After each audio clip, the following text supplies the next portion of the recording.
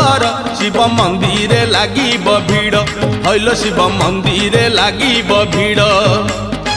पहिली दर्शन पहिली घर्षण